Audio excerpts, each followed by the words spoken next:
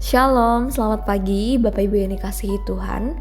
Semoga kasih karunia Tuhan senantiasa beserta Bapak Ibu sekalian. Hari ini kita akan merenungkan bahagia tanpa. Sebelum lebih jauh lagi, kita akan membacakan di dalam 1 Timotius 6 ayat yang kedua B sampai dengan ayatnya yang ke-10. Ajarkanlah dan nasihatkanlah semuanya ini. Jika seorang mengajarkan ajaran lain dan tidak menurut perkataan sehat, yakni perkataan Tuhan kita Yesus Kristus, dan tidak menurut ajaran yang sesuai dengan ibadah kita, ia adalah seorang yang berlagak tahu padahal tidak tahu apa-apa. Penyakitnya ialah mencari-cari soal dan bersilat kata, yang menyebabkan dengki, cedera, fitnah, curiga, percekcokan antara orang-orang yang tidak lagi berpikiran sehat dan kehilangan kebenaran, yang mengira ibadah itu adalah suatu sumber keuntungan. Memang ibadah itu, kalau disertai rasa cukup, memberi keuntungan, sebab kita tidak membawa sesuatu apa ke dalam dunia, dan kita pun tidak dapat membawa apa-apa keluar. Asal ada makanan dan pakaian cukuplah.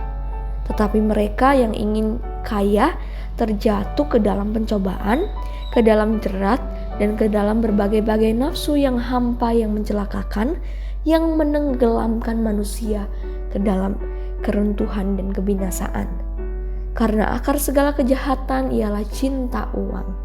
Sebab orang memburu uanglah, beberapa orang telah menyimpang dari iman dan menyiksa dirinya dengan berbagai-bagai duka. Yang berbahagia setiap kita yang merenungkan dan melakukan sabda Kristus dalam kehidupan kita hari lepas hari. Bapak Ibu Saudara, ada seorang filsuf Yunani kuno yakni Socrates. Socrates ini pada abad 469 sampai 39 sebelum Masehi. Bapak Ibu Saudara dia percaya bahwa jika ada orang yang sungguh-sungguh bijak, mungkin tidak akan terobsesi oleh kekayaan. Nah, untuk mempraktikkan hal tersebut yang dia ajarkan, filsuf ini secara ekstrim justru menolak untuk mengenakan sepatu. Cukup nyeleneh dalam sikapnya, tingkah lakunya. Nah, seorang filsuf tersebut mengunjungi pasar. Dia suka terhadap kondisi di sana, di mana dia memandang beraneka ragam pakaian yang dipamerkan, yang dipajang dengan penuh rasa kagumnya. Saya heran ketika orang tersebut melakukan hal yang demikian, karena saat seorang temannya ini bertanya, mengapa ia demikian terpesona?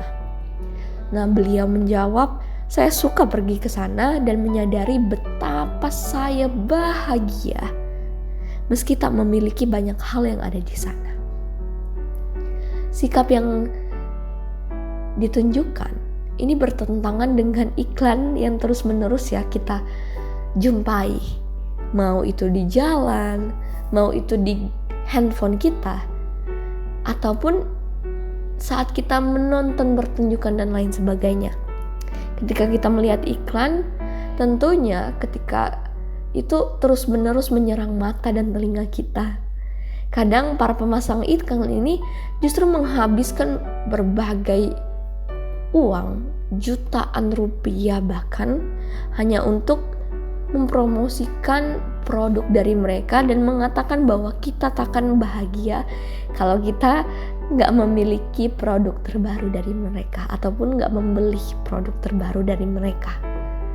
Nah, ini menarik Bapak Ibu Saudara, kita bisa korelasikan dengan pesan Paulus dalam menasihati anak rohaninya. Saya yakin semuanya tahu, yaitu anak rohaninya Timotius. Timotius ini berkata demikian ya Bapak Ibu Saudara, memang ibadah kalau disertai rasa cukup memberi keuntungan besar. Sebab kita tidak membawa sesuatu apa ke dalam dunia, dan kita pun tidak dapat membawa apa-apa keluar. Asal ada makanan dan pakaian cukuplah.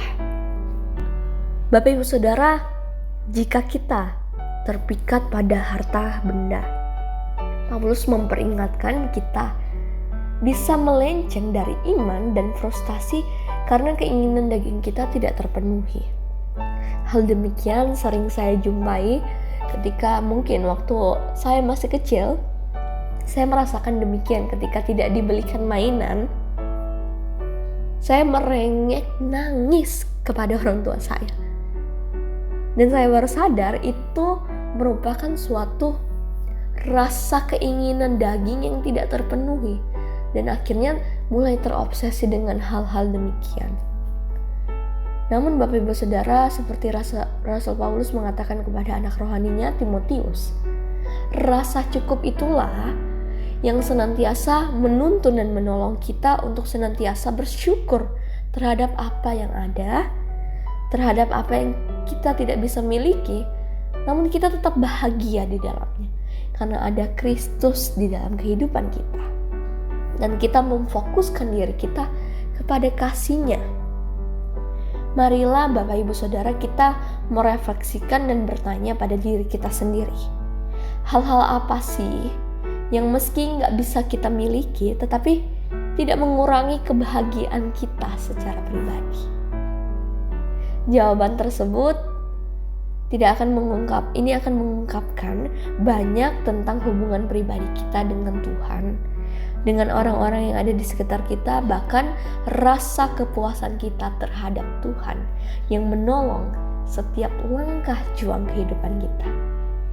Bapak Ibu Saudara, kepuasan bukan berasal dari apa yang kita miliki, harta yang berlimpah, tetapi dari keinginan kita yang sedikit. So, Bapak Ibu Saudara, mereka yang ingin kaya justru terjatuh ke dalam pencobaan, ke dalam jerat, dan ke dalam berbagai-bagai nafsu yang hampa dan mencelakakan.